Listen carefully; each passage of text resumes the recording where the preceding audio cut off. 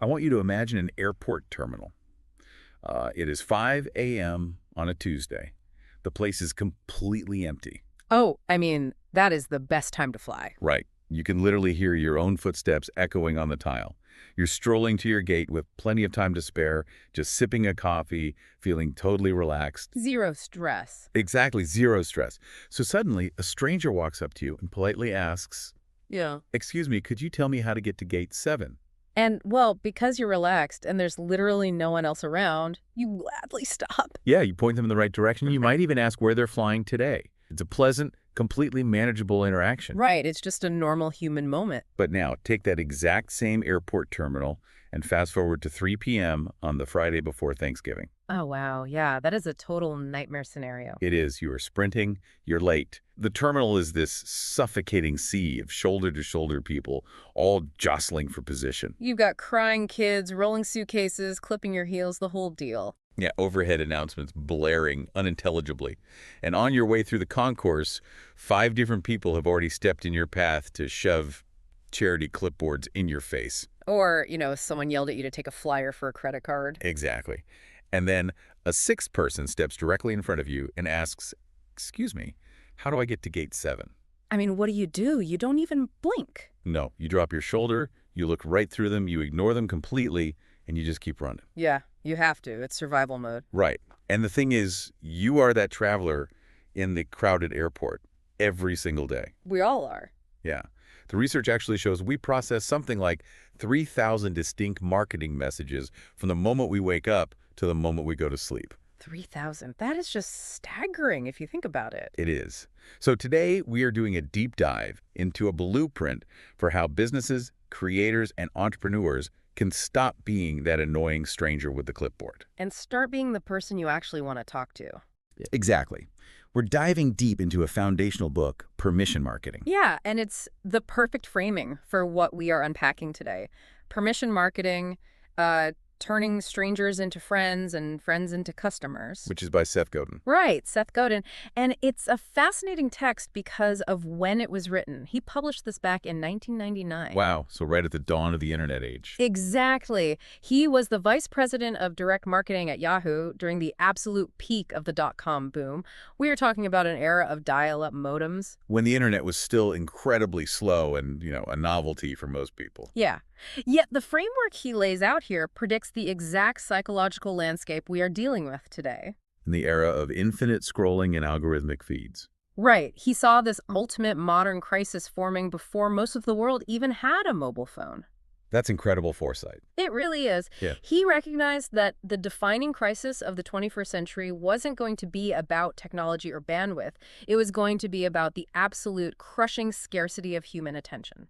And our mission for this deep dive is to construct a comprehensive audio overview of this entire framework. We want to break down exactly how Godin proposes we navigate this scarcity. Right, because the core thesis that holds this entire book together is actually pretty stark. What does he argue? Well, he argues that in a world of infinite choices and finite attention, the traditional way we've been taught to sell things is entirely dead. What he calls interruption marketing, right? Exactly. Interruption marketing is dead. The future belongs exclusively to permission marketing. Meaning sending messages that are anticipated, personal, and relevant. Yeah. Instead of burning massive piles of cash to constantly interrupt strangers who are just trying to go about their day, businesses have to pivot. They have to focus their energy on securing a consumer's explicit, willing permission to communicate with them. Right. And to really grasp why that pivot is mandatory, we have to look at the mechanics of why the old way is failing so spectacularly. Right. You can't appreciate the cure until you understand the disease. Exactly. Godin traces this back to a massive historical paradigm shift. Yeah. If you look at the Industrial Revolution, the entire economy was built around a scarcity of goods. Okay, so what were the valuable resources back then? Oh, raw materials. Mm-hmm. Iron, coal, factory floor space, physical distribution networks. Just the ability to manufacture a physical object reliably at scale was Yeah. the hard part. Yeah. During that era, if you could build a factory, Make a decently reliable washing machine or bar of soap, and then buy a TV ad to let the country know it existed, you won. The math was incredibly simple. Right, because the consumer had limited options and plenty of attention to give. But the landscape we live in now is the exact inverse of that. Completely flipped. Yeah, goods are infinitely abundant. There's a stat in the text that absolutely blew my mind. Oh, about the grocery products. Yes. Yeah. In a single year, something like 17,000 new grocery products are introduced. That is just absurd. Right. Just picture walking down the cereal aisle at your local supermarket. It is a visual assault. You have dozens of brands, hundreds of variations. Gluten-free, keto, extra sugar, ancient grains. I mean, you can buy a flat-screen TV for every room in your house for a fraction of what they cost 10 years ago. Or download software that costs literally $0 to duplicate. Exactly. The product itself is no longer the scarce resource. The only bottleneck left in the entire economic system is the consumer's time and their attention. Which brings us to the fundamental mechanics of interruption marketing. It operates exactly like a hijacking. A hijacking, that's a strong word. But it's true. The entire strategy relies on buying an audience's attention while they are actively trying to do something else. Okay, so like when you sit down on your couch after a long day to watch a sitcom. Or you open a magazine to read an article, or you click on a video to learn how to fix your sink. The marketer has paid a network or a platform to physically interrupt your chosen activity. Right. They jump out in front of you uninvited with a loud message. And the hope, and it's a very desperate hope, is that in the 3 or 4 seconds before your brain tunes them out, they manage to plant a tiny seed of brand awareness. Yeah, before your finger hits that skip ad button, it's essentially a tax on our entertainment. But because human attention is a hard limit, I mean, we only have 24 hours in a day, we get this vicious cycle. Right. Godin calls it the clutter catch-22. How does that work? Well, as the number of products multiplies exponentially, fewer and fewer of those interruptive messages actually pierce the veil. Our brains adapt. We literally stop seeing the banner ads. We tune out the billboards. Exactly. So how does the traditional marketing industry respond to the fact that their ads are being ignored? They probably just spend more money to make the ads louder. Yes. They use crazy computer graphics, jump cuts, higher profile celebrities, and controversial imagery. Just to get you to look up from your phone for 2 seconds. Right. And that response is precisely what locks the trap. The marketer spending more money to be louder doesn't solve the problem. It creates the clutter. Yes. The more they spend, the less effective the advertising becomes because the environment becomes even more chaotic. And the less effective it becomes, the more they panic and increase the budget for the next campaign. They are trapped in a room that is already deafeningly loud, and their only strategy is to buy a larger megaphone. Hold on, though. I'm looking at this and thinking about the Super Bowl. Okay, yeah. Or when a massive movie franchise releases a new installment, or when a tech giant launches a new phone, they blanket the earth in advertising. Oh, absolutely. They drop $50 or $100 million on a global blitz, and it absolutely works. We all talk about it. It dominates the cultural conversation for a week. Right. Isn't that proof that if you just outspend everyone else, you can still buy attention? It's a great point, and Godin addresses this exact phenomenon. Radical overspending does work, temporarily. Temporarily being the key word. Right. If you have the budget of a sovereign nation, you can force your way into the public consciousness. But look at the underlying economics of that victory. It's got to be unsustainable, right? Completely. When a massive corporation drops $50 million to dominate the weekend, they raise the bar for the entire industry. They create an arms race. Oh, I see. Your competitors look at that and realize they have to spend $60 million the next time just to maintain their market share. Exactly. The cost of entry becomes astronomical. And if you follow the money, who is actually profiting from this arms race? Probably not the businesses making the products. No. Their profit margins are being eviscerated by their ad budgets. The only entities winning are the media companies, the networks, and the digital platforms that are auctioning off that increasingly expensive ad space. The marketers bleeding out just to maintain the status quo. Precisely. So if you are just relying on interruption marketing, you are playing a losing game. So if I'm a small business owner or an independent creator listening to this, the realization is immediate. Trying to play the interruption marketing game against giants is financial suicide. Yes. If your only strategy for growth is buying ads to shout at strangers in a crowded feed, you will eventually run out of breath or money or both. You cannot outshout the noise. which means you need an entirely different psychological approach to the consumer. And this is where Godin introduces what I think is the most clarifying analogy in the entire book. The dating analogy. Yes. He compares marketing to the process of finding a spouse. Okay, let's break that down. If you look at interruption marketing through this lens, it's like buying an incredibly expensive, perfectly tailored suit, walking into a crowded singles bar, marching straight up to a total stranger who is mid-conversation with someone else and proposing marriage on the spot. It's unhinged. You have a 0% success rate, you look desperate, and you're probably going to get a drink thrown in your face. Right. And yet this is exactly what a company does when they buy a pop-up ad that screams, "Buy our $5,000 software now." To someone who's just trying to read a news article. Exactly. Permission marketing, on the other hand, operates on the mechanics of dating. It's a deliberate, multi-step process designed to build trust over time, increment by increment. And Godin breaks this dating process down into 5 distinct steps. Yes, step 1 is the bait, the incentive. You have to offer a completely selfish reason for the stranger to stop what they're doing and pay attention to you for just 10 seconds. You do not ask for the sale. You don't propose marriage. You just offer a reward for their time. The historical examples he uses here really highlight the mechanics of this. Take the early campaigns for Hooked on Phonics. Oh yeah, they became a massive $100 million business through nationwide radio ads. But if you analyze those ads, they didn't try to sell a reading program, they didn't list the features of the product, and they didn't even mention how much it cost. What did they do? The entire radio spot was dedicated to one thing: asking parents to call a toll-free number to receive a completely free informational packet about how to help their kids read better. Ah, so that was the bait. It was a risk-free proposition. Exactly. The parent didn't have to get out their credit card, they just had to express interest. And another brilliant application he mentions is Camp Arahan. It's a very prestigious summer camp. Right, and sending your kid to a top-tier summer camp might cost $10,000 or $20,000. And if you run a magazine ad asking for a $20,000 check from a stranger, you will get 0 responses. Because that's the bar proposal. Exactly. Instead, they ran small, inexpensive ads offering a free video documentary about camp life. Oh, that's smart.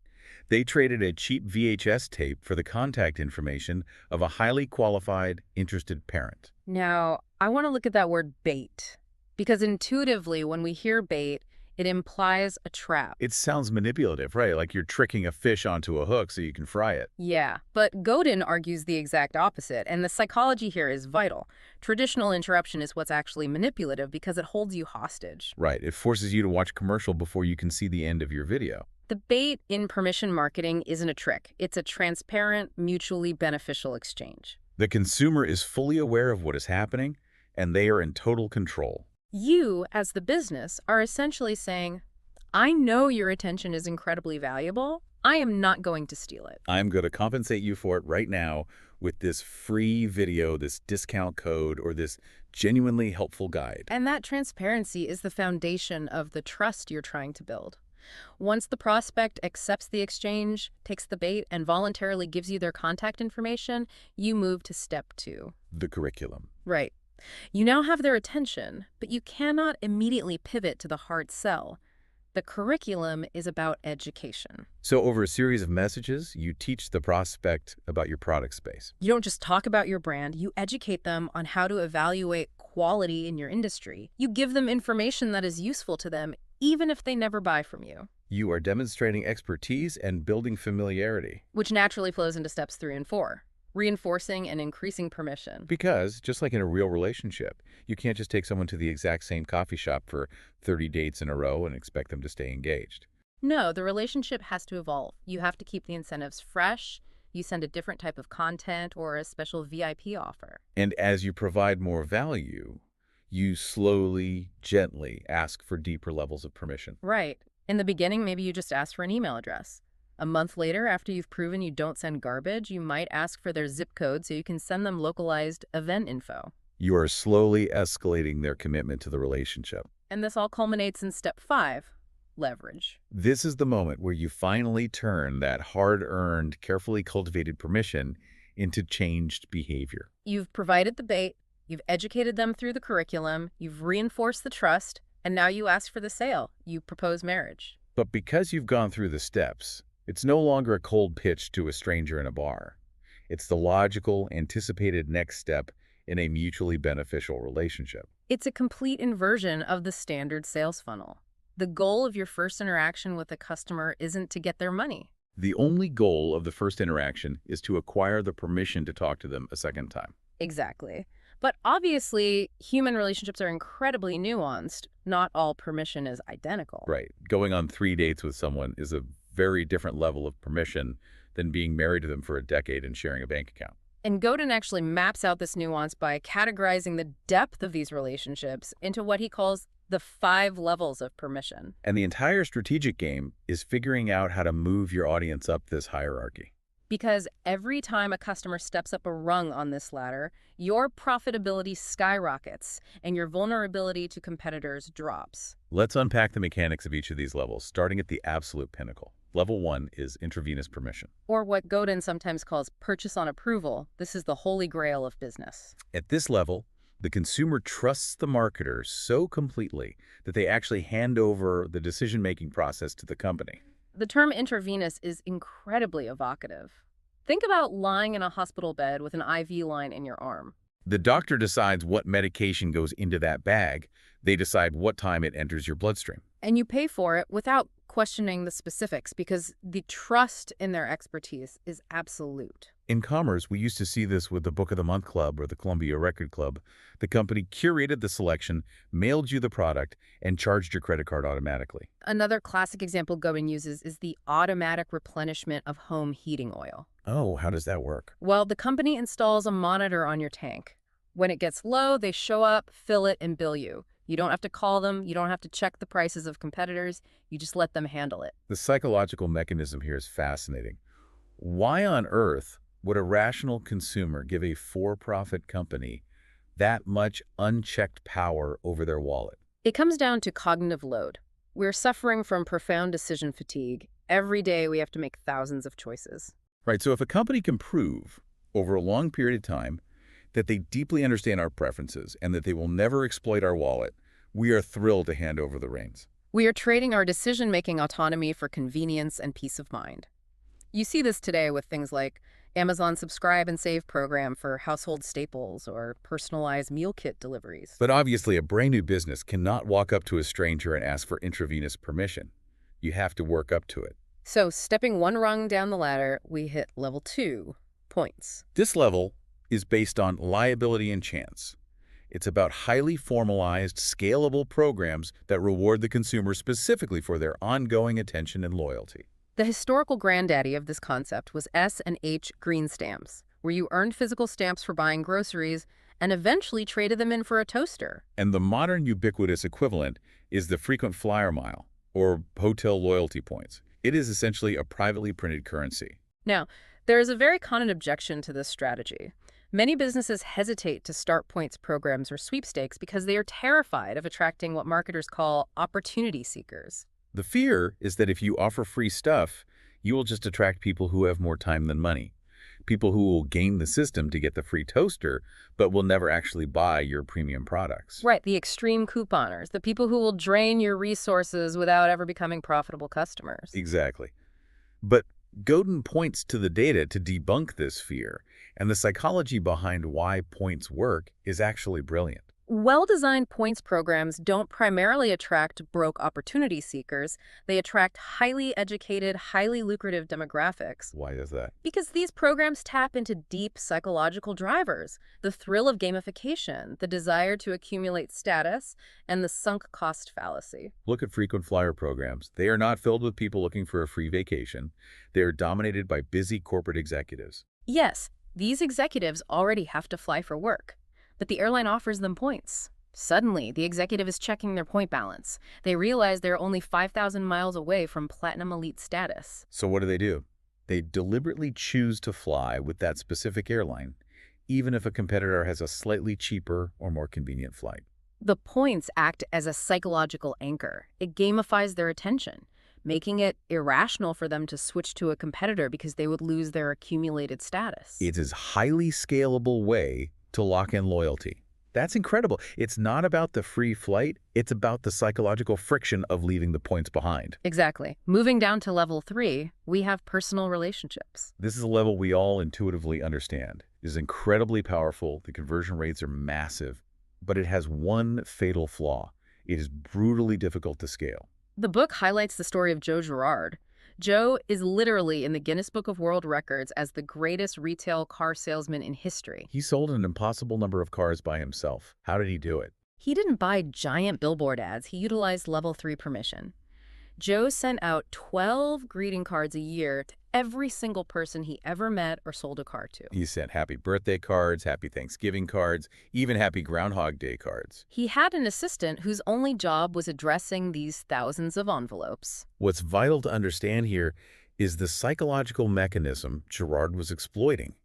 He wasn't sending those cards just to be a nice guy. He was hacking the availability heuristic. Think about how human memory works. When your car's transmission explodes on a Tuesday in November and you realize you desperately need to buy a new car, you do not sit down and conduct a rational, comprehensive market analysis of every dealership in your state. That requires too much cognitive effort. Your brain takes a shortcut. It goes with the first trustworthy name that pops into your head. By sending a generic greeting card every single month, Joe Girard was securing personal permission to enter his customers' lives for roughly 30 seconds. That 30 seconds of attention kept his name at the absolute top of their mental Rolodex. It triggered the law of reciprocity.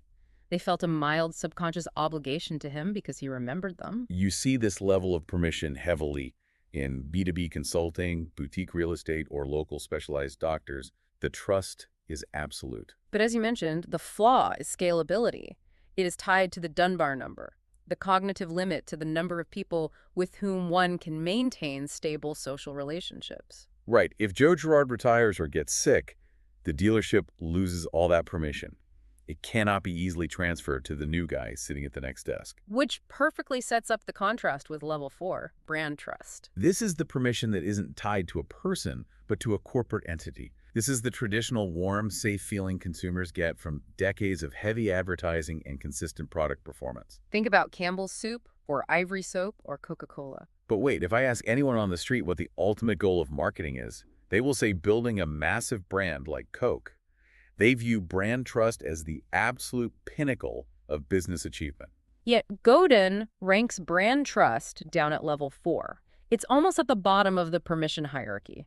Why is building a beloved brand considered a relatively weak form of permission? It's a fantastic question, and it really challenges conventional business wisdom. Brand trust is ranked so low because of its fragility, its cost, and its lack of direct leverage. Write that down for me. Brand trust is essentially a generalized aura of reliability. You trust Campbell's to make soup that won't make you sick, but that trust does not give Campbell's the right to email you. Right. It doesn't give him your home address. It doesn't give him your phone number. And maintaining that generalized aura is obscenely expensive. You have to run millions of dollars in TV ads constantly just to remind people you exist, because you can't contact them directly. Furthermore, it is incredibly fragile. Imagine a beloved brand makes a misstep. They change a formula of their flagship product, or a key executive is involved in a massive public scandal. That expensive aura of trust can evaporate overnight. And because the company only has level 4 permission, they have no direct mechanism to contact their actual customers to explain the situation, apologize, or offer a fix. Because they don't know who their customers are? Exactly. Their only option is to spend another $50 million running apology commercials on television and hoping the people who used to buy their product happen to be watching. It is a highly vulnerable position for a company to be in. You're flying blind. You have an audience, but you don't have a roster. Okay, the final useful level of permission is level 5, situational permission. This is temporary, highly contextual permission that is explicitly initiated by the consumer. You walk up to a clerk in a retail store to ask a question, or you call a toll-free customer service number to complain about a broken part. The absolute masterclass execution of this is McDonald's. You walk up to the counter, you initiate the transaction by ordering a burger, and the cashier looks at you and asks, "Do you want fries with that?" Those 6 words are arguably the most profitable use of situational permission in the history of capitalism. Wow, yeah. McDonald's didn't interrupt your favorite TV show to ask you to buy fries. They waited until you walked into their building, approached their register, and opened your wallet. In that highly specific, fleeting window of time, you granted them situational permission to interact with you. They leveraged that micro moment to offer a highly relevant upsell. But the key word is fleeting. The moment you take your tray and walk away from the counter, the permission instantly dissolves. Yeah, if that cashier followed you out into the parking lot 10 minutes later to ask if you wanted an apple pie, you would call the police. Exactly. The permission is strictly bound by the physical and temporal situation. And just to complete the spectrum, beneath all 5 of these levels is the basement. Level 0, spam. The negative zone. This is unsolicited, unanticipated interruption. This is when a company buys an email list from a data broker and blasts a million people who have never heard of them with a pitch for cheap pharmaceuticals. It doesn't just fail to build trust, it actively destroys your reputation. It trains the consumer to view your name as a nuisance. If you are listening to this right now and thinking about your own projects, maybe you run a local gym, maybe you have a newsletter, maybe you're a freelance graphic designer, you need to audit your current operations. Which level are you actually operating at? Are you relying entirely on the expensive, generalized aura of level 4 brand trust? Are you stuck waiting for people to walk through the door at level 5 situational? The strategic imperative is to design a specific, compelling incentive to move your audience up just one rung on that ladder. How do you get the person at the register to join a points program? How do you get the points member to opt into a personalized subscription? And once you successfully convince people to move up that ladder, you acquire this incredibly valuable asset, a database of explicit permission. But here's where businesses often make a fatal error. They treat permission like a standard financial asset. They treat it like real estate or factory equipment. But permission doesn't behave like physical capital. It is a psychological commodity. And Godin outlines 4 strict, unbreakable rules for handling this commodity if you want it to retain its value. Let's break down these 4 rules, because violating even one of them can torch years of hard work. Rule 1. Permission is non-transferable. This is a big one. Now, I look at the modern data economy, and I see list brokers and direct marketers making billions of dollars legally renting, buying, and selling consumer data. Right.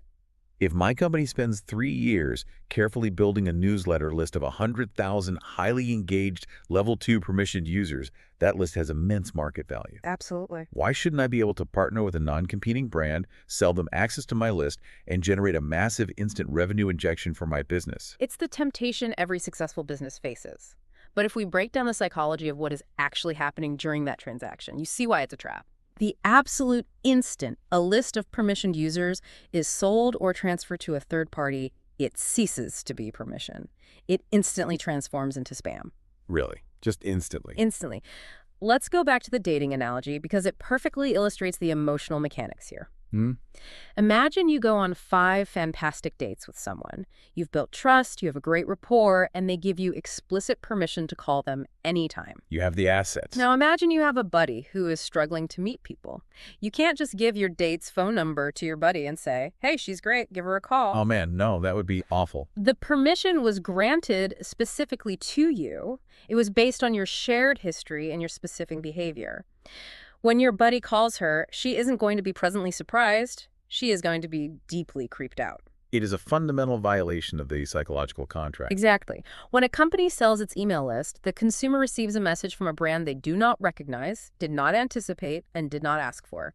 They instantly feel betrayed by the original company. So yes, you might make a highly profitable short-term margin by selling your list to a broker, but you have fundamentally ruined the core asset. You have destroyed the trust of your audience forever. You burn down the village to keep yourself warm for one night. That makes total sense. The trust isn't in the email address, it's in the relationship between the 2 specific parties. Rule 2. Permission is selfish. We touched on this concept with the idea of bait, but the implications go much deeper. Human beings are inherently selfish when it comes to their time. When your customer sees your name in their inbox, they care absolutely 0% about your company's end-of-quarter revenue targets. They do not care that you just hired a new VP of Synergy, and they do not care that you just repainted your corporate headquarters. Before they click open, their brain is subconsciously asking one single question: what is in it for me? Every single interaction you have with a permissioned audience must provide tangible value to them. That value can take different forms. It can be genuine entertainment. It can be education that helps them solve a problem. It can be a direct financial reward, like early access to a massive discount. But the moment a company gets lazy and starts using their permission database as a megaphone for corporate vanity, like sending out a massive email blast containing a dry press release about an industry award the company just won, they are actively draining their permission account. You are asking the consumer to expend cognitive energy reading something that only benefits you. Do that enough times, and the account goes bankrupt. Which brings us to rule 3. Permission is a process, not a moment. The entire ethos of interruption marketing is obsessed with the moment. It's all about the massive impact. Did we make them cry during the Super Bowl commercial? Did they remember the catchy jingle the next morning? It's a hunting mentality. You go out, you fire a loud shot, and you hope you drag something back to the cave. Permission marketing operates on the mechanics of agriculture. It is farming. You are painstakingly clearing the field, you are planting seeds, you are watering them consistently over time with highly relevant, valuable messages, and you are waiting patiently for the harvest. You have to measure the success of this strategy over quarters and years, not over an opening weekend box office. And that necessity for patience leads directly to the most terrifying reality of this entire framework. Rule 4. Permission can be canceled at any time. Godin uses a brilliant historical analogy to illustrate the precarious nature of this relationship. He brings up the story of Scheherazade from the classic 1001 Nights. Yes, according to the fable, Scheherazade was married to a brutal king who had a horrific policy. He would execute his new wives the morning after the wedding to ensure they could never betray him. To stay alive, Scheherazade employed a masterful strategy. On their wedding night, she began telling the king an incredibly captivating story. But right as the story reached its emotional climax, she stopped. She told the king she was too tired, but she would finish the story the next night. The king was so hooked, so desperate to hear the resolution, that he delayed her execution for a day. The next night, she finished the story, but immediately seamlessly transitioned into an even better one, stopping again at the climax. She repeated this process for 1001 nights, keeping herself alive purely through the quality and anticipation of her narrative. Talk about the ultimate high-stakes marketing campaign. Your literal life depends on the open rate of your next story. Exactly. And Godin argues that modern marketers must view their relationship with the consumer with that exact same level of gravity. You must treat every single email, every single piece of direct mail, every single text message as if the consumer is sitting there holding the executioner's sword. In the digital world, that executioner's sword is the unsubscribe button. It is absolute and it is final. If you bore them with corporate speak, if you annoy them by emailing too often, if you betray their trust by sending irrelevant junk, the sword drops. They click unsubscribe, they mark you as spam, and your permission is instantly dead. And in almost all cases, there is no getting it back. You cannot interrupt them to apologize for abusing their permission. So, treating attention as a fragile, instantly revocable privilege isn't just a nice moral philosophy, it is a strict operational requirement. Never rent your audience out. Make sure every message has a selfish benefit for the reader, and always ensure your story is good enough to keep you alive for another day. But this brings us to a massive elephant in the room. Yeah. We have spent all this time talking about the theory of building deep, long-term trust, but let's look at the actual accounting. If building trust requires this long, patient agricultural process of multiple touches, sending someone a dozen messages, educating them over months, doesn't that cost an absolute fortune? Right. If I have to contact a prospect 20 times before they buy, won't I go bankrupt before I ever see a return on investment? This brings us to the economics of frequency. This is the crux of the entire equation. And it is where the mechanics of the internet fundamentally flipped the history of commerce upside down. First, we need to establish the psychological secret to trust. Trust is rarely a spontaneous event. You don't just meet a stranger on the street and instantly trust them with your life savings or your children. Trust requires familiarity, and familiarity requires consistent awareness over an extended period of time. Simply put, building trust requires frequency. Think of a legendary boxer like Muhammad Ali. Ali didn't step into the ring and expect to knock his opponent unconscious with one giant, lucky haymaker punch in the first 10 seconds. He understood the mechanics of the fight. He used persistence, he used frequency, jab, jab, jab. He slowly, methodically wore down his opponent's defenses over multiple rounds. Marketing operates on the exact same psychological principle. It takes persistent, frequent, valuable touches to break down a consumer's natural, totally justified skepticism.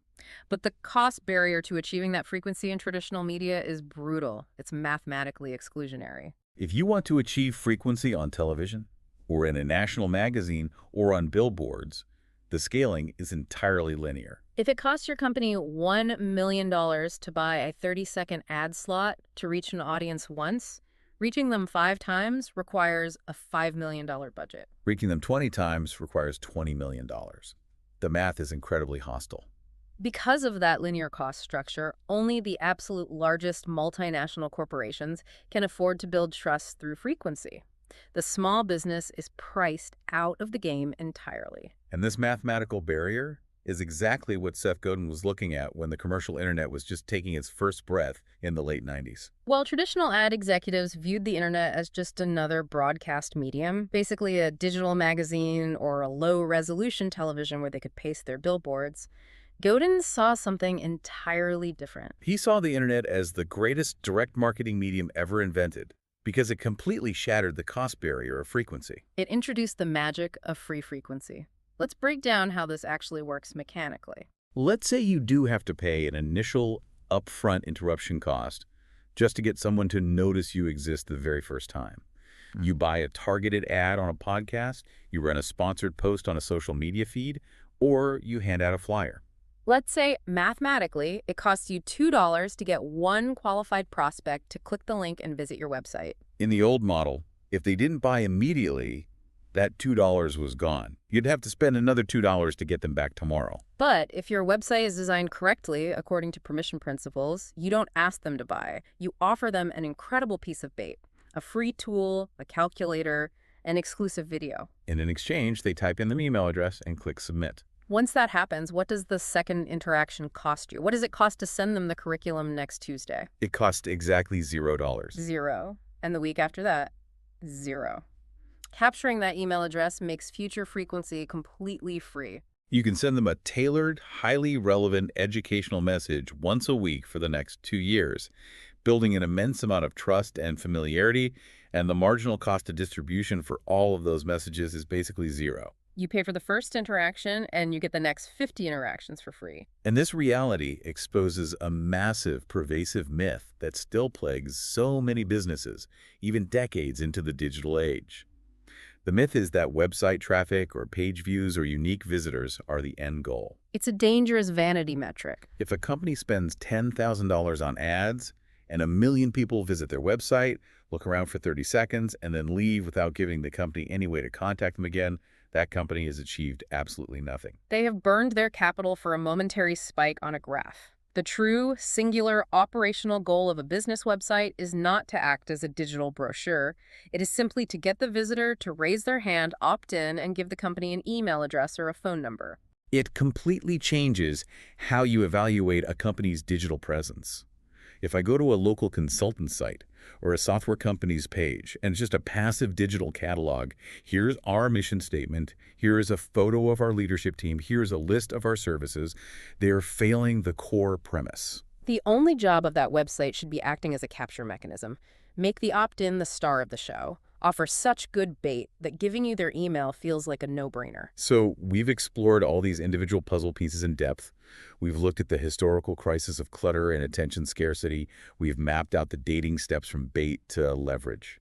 We've climbed the 5 levels of permission from situational up to intravenous. We've established the rigid rules of treating it as a fragile commodity, and we've unlocked the free frequency mechanics of the internet. How does this all synthesize? How does this form a coherent, operational worldview for modern business? To tie it all together, Godin connects his framework to a concept originally pioneered by Don Peppers and Martha Rogers called one-to-one marketing. It represents a fundamental shift in how you view growth.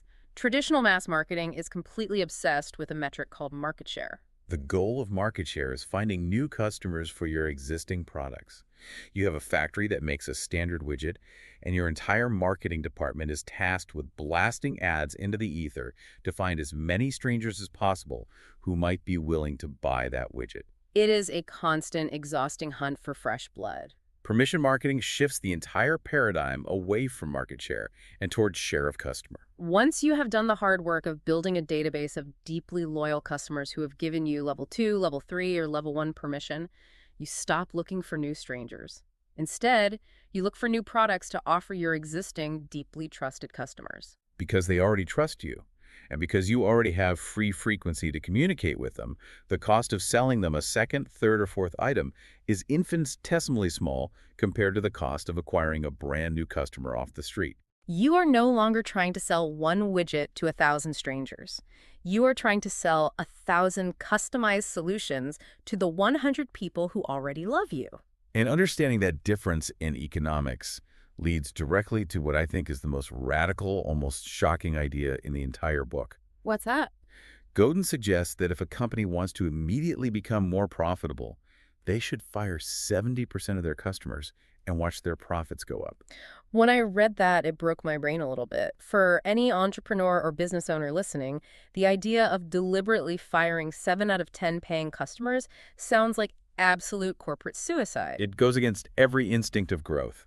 Break down the mechanics of why firing customers actually works. It sounds totally counterintuitive, but it makes perfect sense when you look at the hidden costs of interruption marketing. Okay, let's hear it. When you use mass advertising to hunt for strangers, you bring in a constant churning stream of people. But because they were acquired through interruption, they don't have a deep relationship with you. They don't understand your core value. According to the Pareto principle, the 80-20 rule, a vast majority of these customers are actually incredibly expensive to service. They are the customers who constantly call your support line, draining your staff's time. They are the ones who relentlessly complain on social media. They constantly demand special discounts, and they have absolutely zero loyalty. The exact second a competitor across the street offers a similar product for 1 penny cheaper, they will abandon you. When you factor in the cost of acquiring them, the cost of servicing them, and their high churn rate, these bottom-tier customers actually represent a negative value to your company. You are paying them to be your customer. By systematically identifying and firing the bad customers, the ones who drain your time and refuse to engage in a mutually beneficial permission relationship, you suddenly free up massive amounts of operational energy, staff time, and mental bandwidth. You then take 100% of that freed up energy and hyper-focus it on deepening the permission, the trust, and the share of customer with your absolute best clients. You provide your top 30% with astonishingly good, highly tailored service.